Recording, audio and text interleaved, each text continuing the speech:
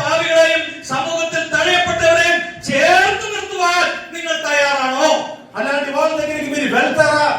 వెళ్ళి యేసు ప్రభువుని చెప్తారా అని దేవుడు అడుగుతున్నాడు. അങ്ങനെയുള്ളവർക്ക് മാത്രമേ സുവിശേഷം പങ്കുവെക്കുവാനായിട്ട് സാധ്യമാകുകയുള്ളൂ. అలాంటి ఒక మనసు ఉంటే మాత్రం ఆ దేవుడు ദൈവം ആരെയും വലിച്ചുകീറി കളയുന്ന ദൈവമല്ല.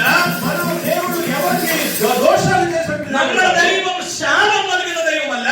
మన దేవుడు మనల్ని శపించేటువంటి దేవుడు. നമ്മുടെ ദൈവം നമ്മളെ നശിപ്പിക്കുന്ന ദൈവമല്ല. మనం నిజంగా బాగుపడాలని అనుకుంటున్నాం. എന്നാൽ നമ്മുടെ ദൈവം നമ്മെ സ്നേഹിക്കുന്നവനും കരുതുന്നവനുമാണ്. మనల్ని ప్రేమించేటువంటి గొప్ప దేవుడు. ദൈവത്തെക്കുറിച്ച് നമ്മൾ തെറ്റായ രീതിയിൽ ചിന്തിച്ചു വെച്ചിരിക്കുകയാണ്. ఎప్పుడు కూడా తప్పుగా మన తండ్రి గురించి అనుకోకూడదు. ദൈവം നമ്മളെ ഒരിക്കലും നശിപ്പിക്കുന്നവനല്ല.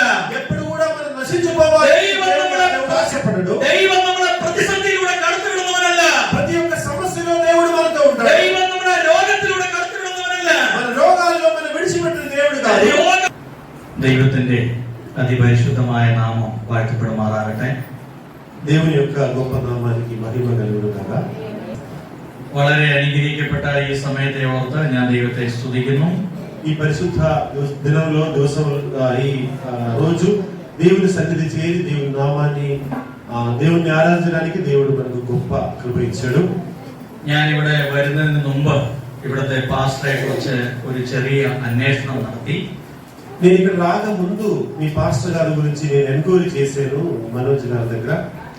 പാസ്റ്റർ വളരെയധികം കഷ്ടതയിലൂടെ കടന്നുപോയ ഒരു വ്യക്തിയാണ് എന്ന് എനിക്ക് മനസ്സിലായി. పాస్టర్ గారు ఎన్నో శోధనలో ఆయన వెళ్తున్నాడు. ఆయన జీవితంలో ఎన్నో సమస్యలు వస్తా ఉంటాయి. പല ആക്സിഡന്റുകൾ പാസ്റ്റർ നേരിട്ടു എന്നുള്ളത് എനിക്ക് മനസ്സിലാക്കുവാനായിട്ട് കഴിയും. ఆయన జీవితంలో కొన్ని ఫిజికల్ యాక్సిడెంట్స్ కూడా జరిగినాయి. എന്നാൽ ഈ പ്രതിസന്ധികളുടെ എല്ലാം മധ്യത്തിൽ തളർന്നു പോകാതെ ഒരു ക്രിസ്തുവിന്റെ ധീര പോരാളിയായി അദ്ദേഹം ഇവിടെ സുവിശേഷ വേല ചെയ്യുന്നു എന്നറിയാൻ കഴിഞ്ഞതിൽ എനിക്ക് അതിയായ സന്തോഷമുണ്ട്. ఇన్ని సమస్యల మధ్యలోనూ ఆ ఇబ్బందుల మధ్యలోనూ కూడా ధైర్యముగా శక్తితో దేవుని యొక్క సేవ చేయడానికి దేవుడు ఆయనకి గ్రామాన్ని సంఘాన్ని దేవుడు అప్పగించాడు. ഈ പാസ്റ്ററെയും കുടുംബത്തെയും ഓർത്ത് നമുക്ക് ദൈവത്തെ ഒന്ന് സ്തുതിക്കാം. పాస్టర్ గారిని బట్టి ఆయన కుటుంబాన్ని బట్టి మనం ఒకసారి స్తోత్రం చేద్దాం. హల్లెలూయా హల్లెలూయా. പാസ്റ്ററുടെ മക്കളെ ഓർത്ത് ഞാൻ ദൈവത്തെ സ്തുതിക്കുന്നു. ఆయనకి దేవుడు ఇచ్చినటువంటి బిడ్డల్ని బట్టి దేవునికి స్తోత్రం. വാസ്തവമായി ഈ ദൈവദാസൻ ഒരു അനുഗ്രഹിക്കപ്പെട്ട വ്യക്തി. నిజంగా ఆయన దేవునితో ఆశీర్వాదం పొందినటువంటి దైవజనుడు. തന്റെ ശരീരത്തിന് വലിയ ക്ഷീണമുണ്ട്, പ്രയാസമുണ്ടെങ്കിലും ഇവിടെ ഇരുന്ന് പാട്ട് പാടുകയും ആരാധിക്കുകയും ചെയ്യുന്ന കണ്ടപ്പോൾ എനിക്ക് വലിയ സന്തോഷമുണ്ട്. ఆయన నిజంగా బాడీలో చాలా టైర్డ్ గా ఉన్నాడు కానీ ఆయన చెప్పాడు కదా, కానీ ఆయన కూర్చుని పాటలు పాడడం, ఆరాధన చేయడం, పరిశుద్ధ ఆత్మ భాషతో ఆరాధన చేయడం నేను చూశాను. నేను చాలా సంతోషపడ్డాను నిజంగా. ഇവിടെയുള്ള വിശ്വാസികൾ വളരെ ശക്തമായി ദൈവത്തെ ആരാധിക്കുന്ന കണ്ടപ്പോൾ വലിയ ഒരു സന്തോഷം തോന്നി. സ്വർഗത്തിൽ ദൈവദൂതന്മാർ ദൈവത്തെ ആരാധിക്കുന്ന അതേ രീതിയിലുള്ള ഒരു ആരാധനയാണ് എനിക്കിവിടെ കാണുവാനായിട്ട് സാധിച്ചത്. మీరు కూడా పరిశుద్ధాత్మ శక్తితో అన్య భాషతో ఆరాధన చేయడం, నిజంగా పరలోక రాజ్యంలో కూడా ఇట్లాంటి మంచి ఆరాధన జరుగుతున్నాయండి. దేవునికి స్తోత్రం. എല്ലാവരെയും ദൈവം ധാരാളമായിട്ട് അനുഗ്രഹിക്കട്ടെ എന്ന് ആത്മാർത്ഥമായിട്ട് പ്രാർത്ഥിക്കും. మీరందరినీ దేవుడు దీవించాలని మేము కూడా ప్రార్థన చేస్తూ ఉన్నాము. എനിക്ക് ലഭിച്ച സമയത്തിന്റെ ഉള്ളിൽ തന്നെ ഞാൻ എന്റെ സന്ദേശം അവസാനിപ്പിക്കുവാൻ ആഗ്രഹിക്കുകയാണ്. మాకు ఇచ్చిన సమయంలో మేము ముగిస్తాం అనుకున్నాము. ഒറ്റ വാക്കിൽ ഞാൻ എന്നെ പരിചയപ്പെടുത്തുവാൻ ആഗ്രഹിക്കുകയാണ്. എന്റെ പേര് സാജു തോമസ് എന്നാണ്. എനിക്ക് ഭാര്യയും 3 മക്കളുമുണ്ട്. ഞാൻ ഉത്തർപ്രദേശിൽ വാരണാസിക്കടുത്ത് ഒരു ചെറിയ സ്കൂളുമായി ബന്ധപ്പെട്ട് നിൽക്കുന്നു. അതോടൊപ്പം സുവിശേഷ പ്രവർത്തന രംഗങ്ങളിൽ സജീവമായി പ്രവർത്തിക്കുന്നു. ఒక మాటలో నన్ను పరిచయం చేస్తాం అనుకున్నాను సార్. ఆయన పేరు సాజీవి థామస్. నేను ముందే చెప్పాను కదా, ఉత్తరప్రదేశ్ లో వారణాసిలో ఒక స్కూల్ నడిపిస్తున్నాను. ఆ స్కూల్ తో పాటు దేవుని యొక్క సేవ కూడా చేస్తూనే ఉన్నాను. ఆయనకి భార్య, 3 పిల్లలండి. ഞാൻ ഇന്ത്യയിലുടനീളം യാത്ര ചെയ്ത് ഏതാണ്ട് 1000-ലധികം സുവിശേഷകന്മാരെ വ്യക്തിപരമായി കാണുകയും അവരെ ഇന്റർവ്യൂ ചെയ്യുകയും ചെയ്തിട്ടുണ്ട്.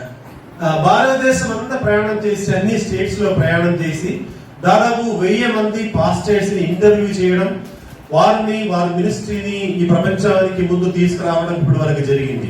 അത് 50,000 വിശ്വാസികൾ മുതൽ 5 വിശ്വാസികൾ വരെയുള്ള പാസ്റ്റർമാരെ ഞാൻ ഇന്റർവ്യൂ ചെയ്തിട്ടുണ്ട്. అందులో ఐదుగురు విశ్వాసుల నుంచి 50,000 మంది విశ్వాసులు కూడా ఉన్న సంఘాల్లో పాస్టర్స్ ని కూడా ఈ ప్రపంచానికి పరిచయం చేయడం జరిగింది. ചെറുതും വലുതുമായ ഒരുപാട് സുവിശേഷകന്മാരുമായി വ്യക്തിപരമായി സൗഹൃദം സ്ഥാപിക്കുവാനും അവരുടെ ജീവിത പ്രശ്നങ്ങളെ കണ്ട് അവർക്ക് വേണ്ടി വീഡിയോ ചെയ്യുവാനും എനിക്ക് സാധിച്ചിട്ടുണ്ട്.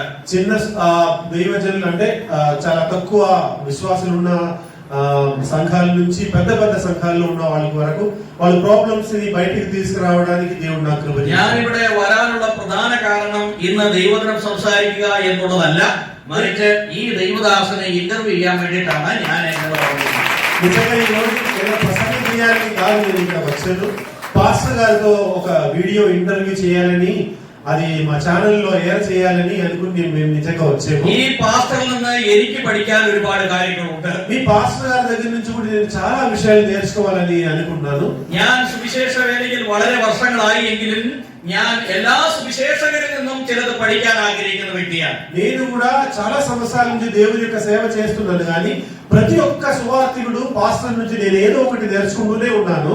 വ്യക്തികളിൽ നിന്നും നമുക്ക് പല കാര്യങ്ങൾ പഠിക്കുവാനായിട്ടുണ്ട്. ప్రతి ఒక్క వ్యక్తి నుంచి మన జీవితంలో ఏదో ఒకటి నేర్చుకోవాలి. അങ്ങനെ നമ്മൾ പഠിക്കണമെങ്കിൽ നമ്മൾ ഓരോ വ്യക്തികളുടെ അടുത്ത് പോയി ഇരുന്ന് സംസാരിക്കണം. అలాగే మనం అందరి గురించి అందరి దగ్గర నుంచి కొన్ని నేర్చుకోవాలంటే వారి దగ్గరికి మనం వెళ్ళాలి. അല്ലാതെ നമ്മൾ എങ്ങനെയാണ് ഒരു കാര്യങ്ങൾ പഠിച്ചെടുക്കാനായിട്ട് കഴിയുന്നത്? అలా కాకుండా కొత్త విషయాలు నేర్చుకోవడం అసాధ్యము. അതുകൊണ്ട് ഞാൻ നിങ്ങളോട് പറയുവാൻ ആഗ്രഹിക്കുന്നു, కాబట్టి నేను ఒక విషయం మీకు చెప్తామనుకున్నాను. ഓരോ വ്യക്തികളിൽ നിന്ന് ചില കാര്യങ്ങൾ, ഗുണകരമായ ചില കാര്യങ്ങൾ പഠിക്കുവാൻ നമ്മൾ തയ്യാറാകണം. ప్రతి ఒక్క వ్యక్తి నుంచి కొన్ని మంచి విషయాలు మనం నేర్చుకోవాలి. ഞാൻ വേഗം ദൈവവചനത്തിലേക്ക് കടക്കുവാൻ ആഗ്രഹിക്കുകയാണ്. త్వరగా ఒక వాక్యభాగం చదువుదాం అనుకుంటున్నాను. ലൂക്കോസിന്റെ സുവിശേഷം അതിന്റെ 15-ാം അധ്യായത്തിലേക്ക് നമ്മൾ കടന്നു വരുമ്പോൾ లూకా సువార్త 15వ అధ్యాయంలోకి వస్తామండి. അതിന്റെ 25-ാമത്തെ വാക്യം മുതൽ 28-ാമത്തെ വാക്യം വായിക്കാം. 28 లూకా సువార్త 15వ అధ్యాయము 25 నుంచి 28 వరకు ఒకసారి చదువుతాం. ആർക്കെങ്കിലും ഒരാൾക്ക് ശബ്ദം ഉയർത്തി വായിക്കാം. చదవండి. అప్పుడు ఆయన పెద్ద కుమారుడు పొలములో ఉండెను. వాడు పొలము నుండి వచ్చుచు ఇంటి దగ్గరకు రాగా వాద్యములను నాట్యమును జరుగుట విని దాసులను ఒకని పిలిచి ఇవి ఏమిటని అడుగగా ఆ దాసుడు అతనితో, నీ తమ్ముడు వచ్చి ఉన్నాడు, అతడు తన యొద్దకు సురక్షితంగా వచ్చి ఉన్నాడు గనుక వచ్చినందున నీ తండ్రి క్రొవ్విన పశువును వధించనెను. 28 చదవండి. అయితే అతడు కోపపడి లోపలికి వెళ్ళనల్లకపోయాను గనక అతని తండ్రి వెలుపలికి వచ్చి లోపలికి రమ్మని బతిమలాడుకొనెను. అతని తండ్రి వెలుపలికి వచ్చి బతిమలాడుకుని లోపలికి రమ్మని బ్రతిమలాడుకొనెను. ഇവിടെ ഈ അധ്യായത്തിൽ നമ്മൾ കാണുന്നത് 3 ഉപമകളാണ്. ఈ అధ్యాయంలో 15వ అధ్యాయంలో యేసు ప్రభువు వారు చెప్పిన 3 ఉపమానములు మనం చూస్తున్నాం. നിങ്ങൾ ഇങ്ങോട്ടൊന്ന് നോക്കിക്കേ, మీరు చూడండి ఒకసారి. ഞാൻ വളരെ സാവകാശത്തിൽ മാത്രമേ പറയുള്ളൂ, നിങ്ങൾക്ക് അത് കൃത്യമായി മനസ്സിലാവും.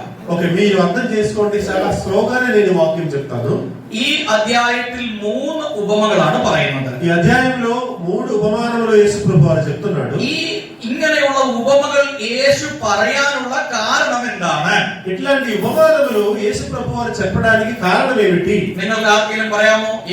యేసు ഇങ്ങനെ ഒരു ഉപമ പറയാനുള്ള കാരണം എന്താണ്? ఎందుకు యేసు ప్రభువు వారు ఇట్లాంటి ఉపమానము ద్వారా జనానికి బోధించారనే ఒక విషయం మీరు ఎవరైనా చెప్పగలరా? യേശു ഇപ്രകാരം ഒരു ഉപമ പറയാനുള്ള കാരണം 15-ാം അധ്യായം അതിന്റെ 2-ാം വാക്യം വായിക്കുമ്പോൾ 15వ అధ్యాయము 2వ వాక్యం మనం చదివితే അവിടെ നമുക്ക് അതിന് ഉത്തരം കിട്ടും. అక్కడ మనకు సమాధానం లేకపోతే ఆన్సర్ దొరుకుతుంది. ആ വാക്യം മാത്രം നിങ്ങളൊന്ന് വായിക്കുക. 15వ అధ్యాయం 2వ వాక్యం ఒకసారి చదవండి. పరిసయ్యులను శాస్త్రులను అది చూచి ఇతడు పాపులను చేర్చుకొని వారితో కూడా భోజనము చేయుచున్నాడని చాలా సనుకుకొనిది. ഇവിടെ നമ്മൾ കാണുന്നത് యేసు ఈ ఉపమ പറയാനുള്ള കാരണം എന്താണ് എന്നാണ്. యేసు ప్రభువారు ఈ ఉపమానము చెప్పడానికి కారణం ఏమిటనేది എന്താണ് കാരണം? ఎందుకు ఆయన చెప్పాడు ఉపమానం? നിങ്ങളൊന്ന് പറഞ്ഞു എന്താണ് കാരണം? మీరు చెప్పగలరా? యేసు ചുങ്കക്കാരുടെയും പാപികളുടെയും കൂടെ ഇരുന്ന് ഭക്ഷണം കഴിക്കുന്നു. ఆయన ఏం చేస్తున్నాడంటే పాపం లేనటువంటి మనుషుల దగ్గర కూర్చుని భోజనం చేస్తున్నాడు. അതിന്റെ ഒന്നാം വാക്യം വായിക്കുമ്പോൾ ചുങ്കക്കാരുടെ കൂടെയും പാപികളുടെയും കൂടെ ഇരുന്ന് യേശു ഭക്ഷണം കഴിക്കുന്നു. ఆయన ఏం చేస్తున్నాడంటే సుంగరుల దగ్గర లేకపోతే పాపుల దగ్గర కూర్చుని భోజనం చేస్తున్నాడు. അതായത് പാപികളെയും ചുങ്കക്കാരെയും യേശു കൈക്കൊള്ളുന്നു. ఎందుకంటే ఆ యేసు ప్రభు వారికి పాపం లేనటువంటి మనుషుల్ని రిసీవ్ చేసినటువంటి ఆయన చేస్తున్నాడు. కాబట్టి వీళ్ళు ఆయన ఏం చేస్తున్నారంటే ఆయన్ని అసలు ఈయన ఎందుకు పాపుల దగ్గర కూర్చుని భోజనం చేయాలని ద్వేషిస్తున్నారు అన్నమాట. നിങ്ങൾ ഒന്ന് ചിന്തിച്ചു നോക്കിക്കേ, ഈ ഉപമ പറയാനുള്ള പ്രധാനപ്പെട്ട കാരണം యేసు పాపిകളെ സ്വീകരിച്ചു എന്നുള്ളതാണ്. అంటే ఉపమానములు చెప్పడానికి కారణం ఏమిటంటే పాపుల దగ్గర ఆయన కూర్చుని భోజనం చేస్తున్నాడు, వాళ్ళతో కలిసి ఉన్నారు కాబట్టి ఈ ఉపమానములు చెప్తున్నాడు. നമ്മുടെ കർത്താവായ യേശു ക്രിസ്തുവിന്റെ ഏറ്റവും വലിയ പ്രത്യേകത അവൻ പാപികളോടും ചുങ്കക്കാരോടും സമൂഹത്തിലെ അശരണരോടും ആരും സഹായിക്കാനില്ലാത്ത ആളുകളുമായി യേശു സൗഹൃദം സ്ഥാപിച്ചു, അവരോട് ദൈവത്തിന്റെ വചനം പറഞ്ഞു എന്നുള്ളതാണ്. యేసు ప్రభువు నిజంగా ఈ భూమి మీదకి రావడానికి కారణం ఏమిటంటే సమాజంలో నుండి పాపులు ఎవరు ఆశ్రయం లేనటువంటి వారి దగ్గరికి యేసు ప్రభువు వచ్చాడనమాట. അങ്ങനെ യേശു ചുങ്കക്കാരും പാപികളുമായി സംസാരിക്കുമ്പോൾ, അവരോടൊന്നിച്ച് ഭക്ഷണം കഴിക്കുമ്പോൾ സമൂഹത്തിലെ ഉന്നതന്മാരായ പരീശന്മാർ വന്നിട്ട് പിറുപിറുക്കുകയാണ്, ഇത് യേശുവിന് ചെയ്യാൻ കൊള്ളാമോ എന്ന് ചോദിക്കുകയാണ്. సమాజంలో ఎవరు ఆశ్రయం లేనటువంటి వారి దగ్గర యేసు ప్రభు వారు వచ్చి వారికి బోధ చేసి వారి దగ్గర కూర్చుని భోజనం చేసేటప్పుడు సమాజంలో పెద్దవారు ఉంటారు కదా, వాళ్ళు అడుగుతున్నారు ఈయన ఎందుకు ఇట్లా చేస్తున్నారని అడుగుతూనే ఉన్నారు. നമ്മൾ എന്തിന് സുവിശേഷം പങ്കുവയ്ക്കണം എന്നുള്ള ഒരു ചോദ്യം ഈ നാളുകളിൽ ഉയർന്നു വരികയാണ്. ఈ రోజుల్లో మన సువార్త ఎందుకు మనం పక్కన ఉన్న వాళ్ళతోటి సమాజంలో ఉన్న వాళ్ళతోటి ఎందుకు పంచుకోవాలి? നമ്മുടെ ഇന്ത്യ മുഴുവൻ എടുത്ത് പരിശോധിച്ച് നോക്കുമ്പോൾ സുവിശേഷകർക്കെതിരെ ശക്തമായ ആക്രമണങ്ങൾ നടന്നുകൊണ്ടിരിക്കുന്ന ഒരു കാലഘട്ടത്തിലാണ് നമ്മൾ ജീവിക്കുന്നത്. భారతదేశంలో మీరు చూస్తా ఉంటే ఈ భారతదేశ ఉత్తరప్రదేశ్ కానీ ప్రతి ఒక్క రాష్ట్రాల్లో సువార్తకి విరోధముగా కొంతమంది చేసేటువంటి అన్ని పనులు మీరు చూస్తూనే ఉన్నారు. നാം നമ്മോട് തന്നെ ഒന്ന് ചോദിക്കണം, ഇത്രയും ഉപദ്രവങ്ങൾ സഹിച്ച് ഞാൻ എന്തിന് സുവിശേഷ വേല ചെയ്യണം എന്ന് നാം നമ്മോട് തന്നെ ഒന്ന് ചോദിക്കണം. మనం మనతో ఒక ప్రశ్న అడగాలి, ఇలాంటి ఒక సిచ్యువేషన్ లో ఇంత కష్టంలో నేను ఎందుకు యేసు ప్రభువుని వెంబడించాలనే ఒక క్వశ్చన్ మనల్ని అడగాలి. ഈ സുവിശേഷം പങ്കുവച്ചതുകൊണ്ട് എന്താണ് പ്രയോജനം എന്ന് നമ്മൾ നമ്മോട് തന്നെ ഒന്ന് ചോദിക്കണം. ఈ సువార్త మనం ఎదుటి వాళ్ళకి పంచితే మనకి ఏంటి ఉపయోగము అని ఒకసారి మనం అడుగుతాం. പല സംസ്ഥാനങ്ങളിൽ സുവിശേഷം പറയുന്നത് വിലക്കിയിരിക്കുന്നു, പലരും ഉപദ്രവമേൽക്കുന്നു, എന്തിന് ഞാൻ ഈ സുവിശേഷം പങ്കുവയ്ക്കണം? మీకు తెలుసా కొన్ని రాష్ట్రాల్లో ఆ సువార్త చేయడానికి ప్రార్థన చేయడానికి ఒక చర్చికి వెళ్ళడానికి కూడా పర్మిషన్ లేదు. നിങ്ങൾ നിങ്ങളോട് തന്നെ ഒന്ന് ചോദിച്ചു നോക്കിയാൽ നിങ്ങൾ എന്തിനാണ് ഇന്ന് ഇവിടെ വന്നിരിക്കുന്നത്? നിങ്ങൾ എന്തിനാണ് ഈ സുവിശേഷം മറ്റുള്ളവരോട് പങ്കുവയ്ക്കുന്നത്? ఒక ప్రశ్న మీరు మిమ్మల్ని అడగండి, మీరు ఆదివారం ఈ సంఘానికి చర్చికి ఎందుకు వచ్చారు అనేటువంటి ఒక ప్రశ్న.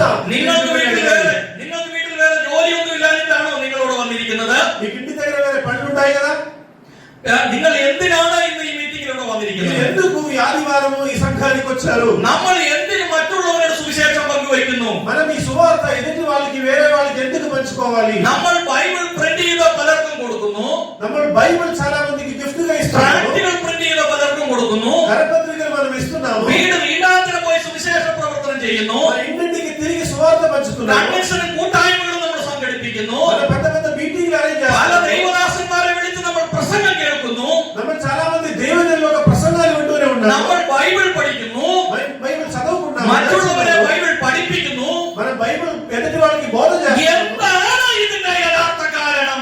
ఎందుకు మనం ఇట్లా చేస్తున్నాము? ഇതിന്റെ കാരണം എന്ത് എന്ന് യേശു ഇവിടെ വിവരിക്കുകയാണ്. ఎందుకు మనం ఇట్లా చేయాలనేటువంటి దానికి యేసు ప్రభువు ఆన్సర్ చెప్పాడు. പാപികളെയും ചുങ്കക്കാരുടെയും അവരെ നമ്മോട് ചേർത്ത് നിർത്തണമെന്ന് യേശു പറയുന്നതിന്റെ ആവശ്യകത എന്താണ്? ఎందుకు యేసు ప్రభువు పావుల దగ్గర సమాజంలో విలువ లేని వారి దగ్గర మనం ఉండాలి అనేటువంటి విషయం చెప్తున్నారు. അതിന്റെ ഉത്തരമാണ് ഇവിടെ നമുക്ക് കാണുവാനായിട്ട് ఆ സാധിക്കുന്നത്. క్వశ్చన్ కి ఆన్సర్ మనకి ఇక్కడ దొరుకుతున్న యేసు ప్రభువు వారు చెప్తున్నాడు. നിങ്ങൾക്ക് മനസ്സിലാവുന്നുണ്ടോ ഞാൻ പറയുന്നത്? మీకు అర్థమవుతుందా? ഞാൻ പറയുന്നത് നിങ്ങൾക്ക് മനസ്സിലാവുന്നുണ്ടോ? నిజంగా అర్థమవుతుందో చెప్పండి. സുവിശേഷം പങ്കുവയ്ക്കേണ്ട ആവശ്യകത എന്താണ് എന്നാണ് യേശു പറയുന്നത്. ఎందుకు మనం సువార్త మనం మనం తోటి వాళ్ళకి సమాజంలో మనం పంచుకోవాలి, చెప్పాలి. അതിൽ ഒന്നാമത് യേശു പറയുന്ന ഉദാഹരണം, నంబర్ 1 గా యేసు ఏం చెప్తున్నాడంటే, ഒരു മനുഷ്യന് 100 ആടുണ്ടായിരുന്നു. అపవాదం మీరు చూడండి, ఒక మనిషికి ఎన్ని గొర్రెలు ఉండేది? 100. അതിൽ ഒന്ന് നഷ്ടപ്പെട്ടു പോയി. అందులో ఒక్కటి మిస్ అయిపోయింది, తప్పిపోయిందంట. നിങ്ങൾക്ക് പറയാൻ സാധിക്കുമോ ഈ ഒരു ആട് എവിടെയാണ് നഷ്ടപ്പെട്ടു പോയത്? ఈ గొర్రె ఎక్కడ తప్పిపోయింది మీరు చెప్పగలరా? ഒരു യജമാനന് 100 ആടുണ്ടായിരുന്നു. ఒక మనిషికి ఎన్ని గొర్రెలు? 100 గొర్రెలు ఉండేది. 100 ఆడిൽ ഒരെണ്ണം എവിടെയോ നഷ്ടപ്പെട്ടു പോയി. ఒక్కటి తప్పిపోయిందని మనం చదువుతున్నాము. ഈ സഭയിൽ 100 ആടുകളുണ്ട് എന്ന് നിങ്ങൾ ചിന്തിക്കുക. ఈ చర్చిలో 100 మంది విశ్వాసులు ఉన్నారు అనుకోండి. ഈ ഒരു വിശ്വാസി നഷ്ടപ്പെട്ടു പോയി. ఒక విశ్వాసి ఎక్కడికో వెళ్ళిపోయింది. ഒരു വിശ്വാസി ആരാധനയ്ക്ക് വരുന്നില്ല. ఒక విశ్వాసి ఆరాధనకి రాలేదు. 100 വിശ്വാസികളിൽ ഒരാൾ ആരാധനയ്ക്ക് വരുന്നില്ല. 100 మంది విశ్వాసుల్లో ఒక్కరు రాలేదు అనుకోండి. ഈ പാസ്റ്റർ എന്ത് ചെയ്യും? పాస్టర్ గారు ఏం చేస్తారు చెప్పండి? മറ്റുള്ള വിശ്വാസികളെ ഇവിടെ ഇരുത്തും. ఆ మిగిలిన విశ్వాసాలందరినీ ఇక్కడ కూర్చోబెట్టి, എന്നിട്ട് ഒരു വിശ്വാസി അന്വേഷിച്ച് പോകും. ఆ ఒక్క విశ్వాసి కోసం ఒకవేళ వారింటికి వెళతారేమో. അപ്പോൾ നിങ്ങൾ ചോദിക്കും, ഈ 99 విశ్వాసిകളെ ఈ పాస్టర్ వేసిട്ട് పోയോ? అప్పుడు మీరు అడుగుతారు, అయ్యగారు 99 విశ్వాసులు వచ్చారు కదా, మళ్ళీ ఒక్క విశ్వాసి కోసం మీరు ఎందుకు వెళ్ళాలి అని ఒకవేళ మీరు అడుగుతారు. എന്നാൽ 99 വിശ്വാസികളും ഈ ആരാധനാലയത്തിൽ ഒരുമിച്ചിരിക്കുകയാണ്. కానీ మిగతా వాళ్ళందరూ ఉన్నారు, ఒక విశ్వాసి మాత్రం రాలేదు. ഈ ഒന്നിച്ചിരിക്കുമ്പോൾ നിങ്ങൾക്ക് മറ്റൊരാളുടെ സഹായത്തിന്റെ ആവശ്യകതയില്ല. కారణం ఏమిటంటే మీరందరూ ఉన్నారు, ఒకరికొకరే హెల్ప్ చేసేటువంటి స్థితి. എന്നാൽ ഒറ്റപ്പെട്ടു പോയ ഒരുവനെ അന്വേഷിച്ചാണ് ഇറങ്ങിത്തിരിക്കേണ്ടത്. కానీ ఈ చర్చికి రాలేదు ఒక విశ్వాసి, ఆ విశ్వాసం സമയത്തിന്റെ പരിമിതി മൂലം ഞാൻ വേഗം മുമ്പോട്ട് പോവുകയാണ്. చాలా తక్కువ ఉంది కాబట్టి నేను 2 മണിക്കൂർ എനിക്ക് തന്നാൽ ഞാനിത് വിവരിച്ചു പറയാം. ఓకే, కొంచెం 2 గంటలు మీకు ఇస్తే ఈ విషయం నుంచి ఏదైనా చెప్పు. പക്ഷേ ഇവിടെ നമ്മുടെ മുമ്പിൽ സമയമില്ല. പക്ഷേ എന്റെ ചോദ്യം, ഈ ഒരാടിനെ അന്വേഷിച്ച് ഇറങ്ങിത്തിരിച്ച ഇടയൻ, కానీ ఇక్కడ చూడండి, ఈ ఒక్క గొర్రె కోసం బయటికి వెళ్ళినటువంటి గొర్రెల కాపరి, ഈ ആട് നഷ്ടപ്പെട്ടു പോകാൻ കാരണം യജമാനനല്ല, ఎందుకంటే ഇടയനല്ല. ఆ కాపరి ఏమి తప్పు చేయలేదు. ഇടയന്റെ കയ്യിലെ കുഴപ്പം കൊണ്ടല്ല ഈ ആട് നഷ്ടപ്പെട്ടു പോയത്. ఎందుకంటే ఆ కాపరి ఏదో తప్పు చేశాడు కాబట్టి ఆ గొర్రె తప్పిపోయిందని మనం అనుకోవడానికి లేదు. നിങ്ങൾ ചിന്തിക്കുന്നുണ്ടോ ഇടയന്റെ കയ്യിലെ കുഴപ്പം കൊണ്ടാണ് ഈ ആട് നഷ്ടപ്പെട്ടു പോയെന്ന് നിങ്ങൾ ചിന്തിക്കുന്നുണ്ടോ? మీరేమైనా అనుకుంటారా? ఆ కాపరి ఏదో తప్పు చేశాడు కాబట్టి, చూడలేదు కాబట్టి ఆ గొర్రె తప్పిపోయిందని మీరు అనుకున్నారా? എന്നാൽ ഈ 99 ആളുകളും ഇവിടെ ഇരിക്കുകയാണ്. ആടുകൾ ഇവിടെ ഇരിക്കുകയാണ്. എന്നാൽ మిగిలిన గొర్రెలందరూ ఈ సంఘంలోనే ఉన్నారు. എന്നാൽ ഇതിനെ അന്വേഷിച്ചു പോയി ഇതിനെ കണ്ടുകിട്ടിയപ്പോൾ യജമാനൻ ഇടയൻ അതിനെ ചുമരിൽ എടുത്തു വെച്ചുകൊണ്ട് മടങ്ങി വരികയാണ്. కానీ మీరు చూడండి, ఆ కాపరి ఏం చేశాడంటే ఆ తప్పిపోయిన గొర్రె కోసం వెతికి అది తీసుకువచ్చాడన్నమాట.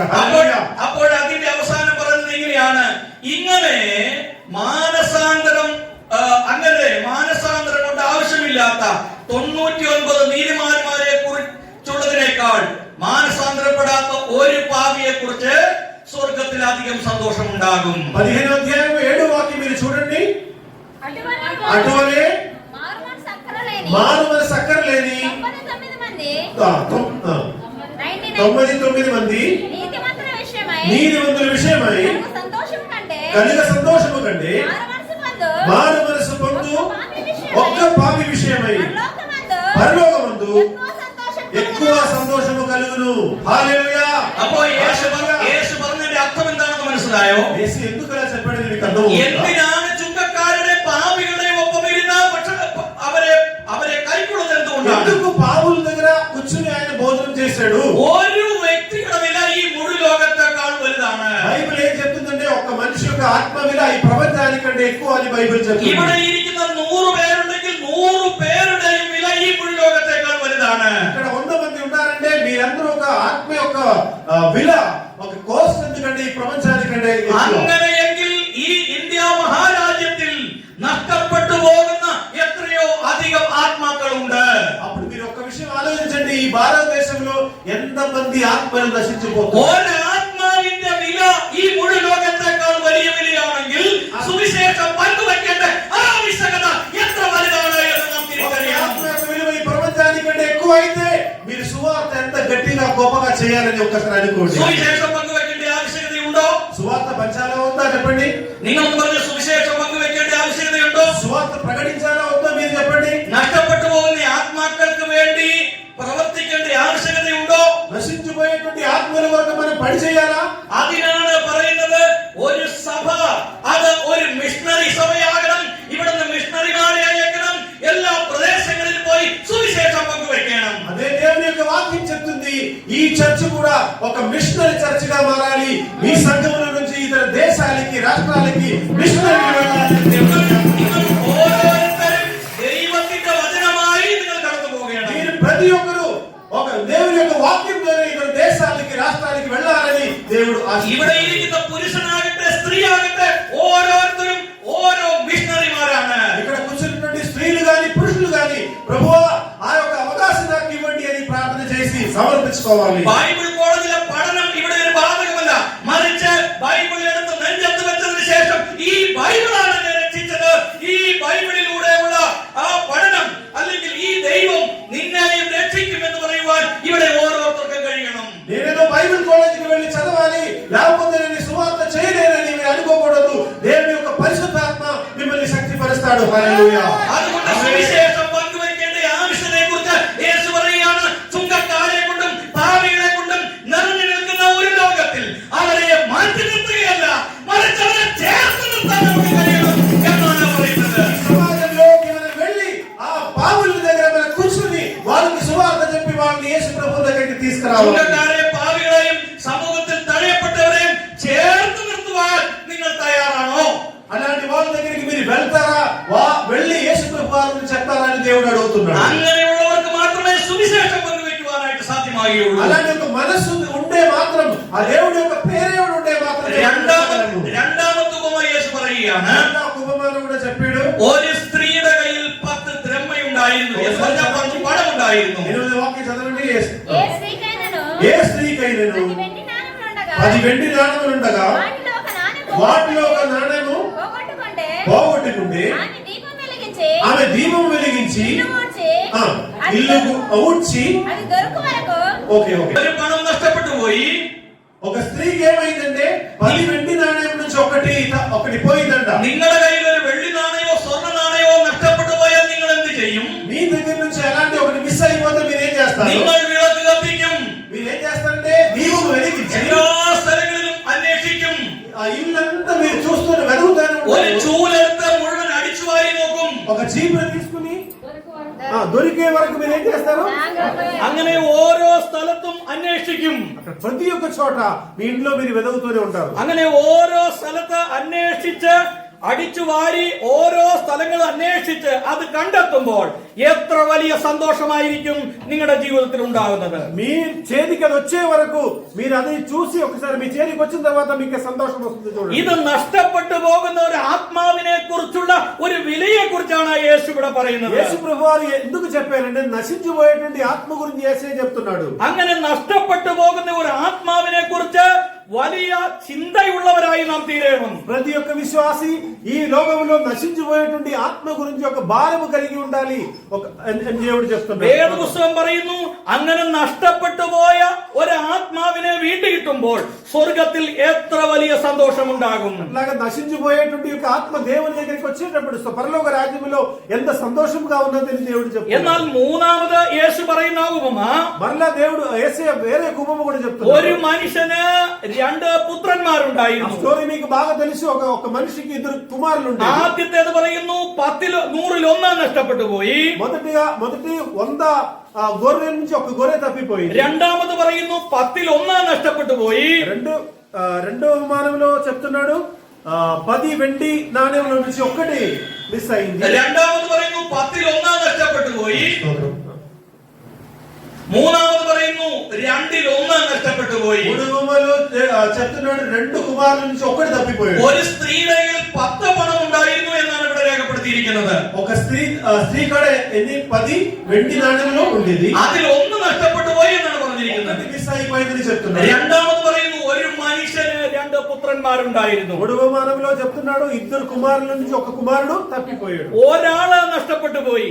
ఒక్క కుమారుడు తప్పిపోయాడు. ഇവിടെ നമ്മൾ വേദപുസ്തകം നമ്മൾ പഠിക്കുമ്പോൾ നമുക്ക് കാണുവാൻ കഴിയുന്നത് സ്നേഹനിധിയായ ഒരു പിതാവിനെ കുറിച്ചാണ്. 3 ఉపమానంలో చెప్తున్నాడు, చాలా ప్రేమ కలిగినటువంటి ఒక తండ్రి గురించి చెప్తున్నాడు. ദൈവത്തെ കുറിച്ച് നിങ്ങൾ എന്താണ് മനസ്സിലാക്കിയിരിക്കുന്നത്? దేవుడు గురించి మీరు ఏం తెలుసుకున్నారో చెప్పండి. ദൈവത്തെ കുറിച്ച് നമ്മൾ പഠിക്കുമ്പോൾ ദൈവം നമ്മുടെ പിതാവായിട്ടാണ് വേദപുസ്തകം നമ്മെ പഠിപ്പിക്കുന്നത്. నిజంగా బైబిల్లో మనం దేవుడి గురించి ఏం చూస్తున్నామంటే దేవుడు మన తండ్రి అయిన దేవుడు. നിങ്ങൾ നിങ്ങളുടെ മക്കളെ സ്നേഹിക്കുന്നുണ്ടോ?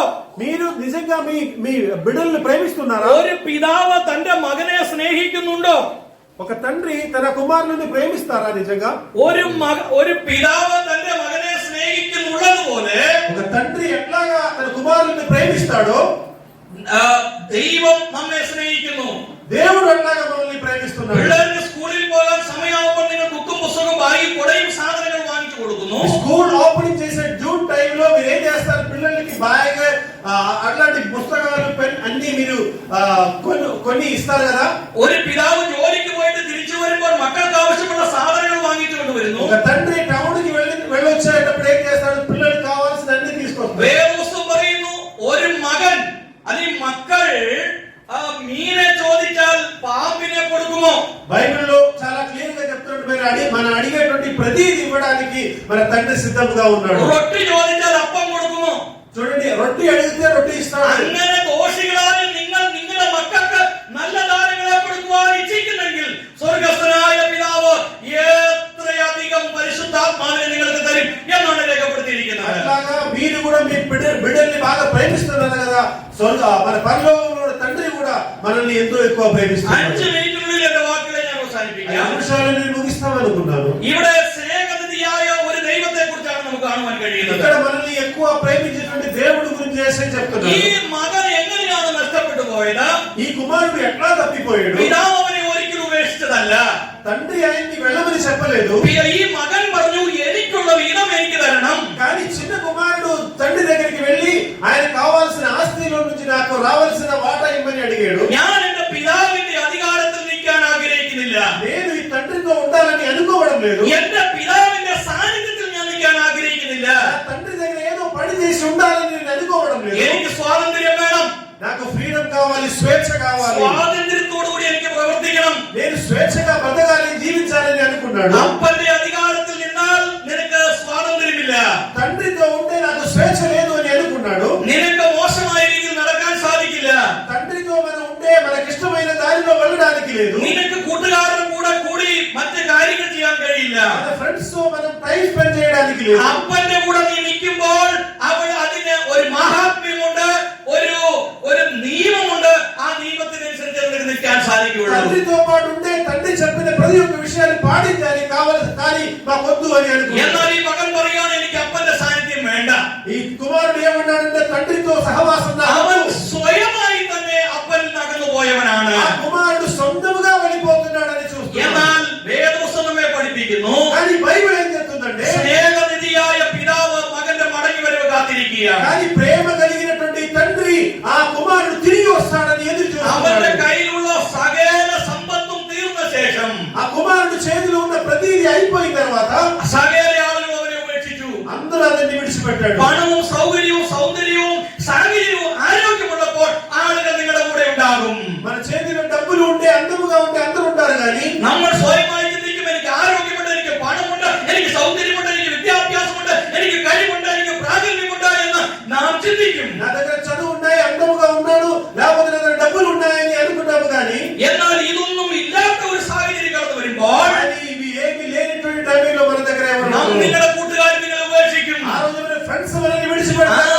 ആരും തിരിഞ്ഞു നോക്കാത്ത ഒരു സാഹചര്യത്തിലേക്ക് കടന്നു మన വരും. చుట్టాలు కానీ, ఇరుగు పొరుగు వారు కానీ, ఇంట్లో ఉన్నవారు కానీ అందరూ మన చూడరు. അപ്പോഴാണ് ഒരു പിതാവിന്റെ മഹാത്മ്യം നമ്മൾ തിരിച്ചറിയുന്നത്. అప్పుడు నిజంగా ఒక తండ్రి యొక్క ജനിപ്പിച്ച അപ്പൻ ഒരിക്കലും മക്കളെ മറന്നു കളയാൻ കഴിയില്ല. మనకు జన్మ ఇచ్చినటువంటి తండ్రి ఎప్పుడు కూడా మనల్ని విడిచిపెట్టడు. ഇന്ന് പകൽ ഞാൻ നിങ്ങളോട് പറയുവാൻ ആഗ്രഹിക്കുന്നു, ఈ సమయంలో నేను ఒక విషయం చెప్తాననుకుంటున్నాను. നിങ്ങളെ സ്നേഹിക്കുന്ന ഒരു സ്വർഗ്ഗസ്ഥനായ പിതാവുണ്ട്. మిమ్మల్ని బాగా ప్రేమించేటువంటి ఒక దేవుడు ఉన్నాడు. നിങ്ങൾ ഏത് പാപത്തിലൂടെ കടന്നു പോകുമ്പോഴും അത് ഉപേക്ഷിച്ച് മടങ്ങി വന്നാൽ പൂർണ്ണ ഹൃദയത്തോടുകൂടെ നിങ്ങളെ സ്വീകരിക്കുന്ന ഒരു ദൈവത്തെയാണ് വേദപുസ്തകം പഠിപ്പിക്കുന്നത്. మీరు ఏ పాపం చేసినా ఆ పాపాన్ని విడిచిపెట్టి మీరు వస్తే మిమ్మల్ని ప్రేమించేటువంటి దేవుడు యేసయ్య. ദൈവത്തെ യേശുവിന്റെ